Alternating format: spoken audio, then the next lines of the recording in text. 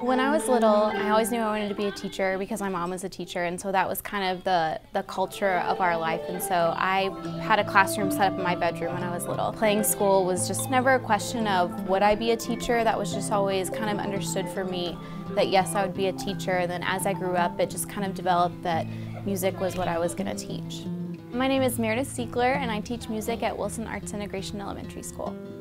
I teach in Oklahoma City Public Schools because it's a challenge, and it's not just a given that we'll have every opportunity to have every success and everything handed to us and every opportunity to do everything the easiest route or the easiest way.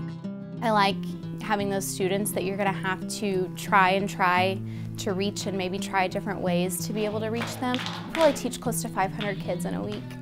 My kids blow me away every day. I often will have a lesson and I think, they're not going to get into this. They're going to think this is so cheesy and so weird. And that oftentimes is the lesson that I'll see them on the playground doing on their own later. And I thought that was just such a neat picture of that they were not only learning music, but they were learning how to learn. I like teaching in Oklahoma City Public Schools, especially at Wilson, because we have such a diverse group of students that those students kind of help each other learn together. With the arts, we can't do what we do without our community, and I think that especially growing up today, our students need to see that we're not preparing them just to be excellent students in our school, but we're preparing them to become adults.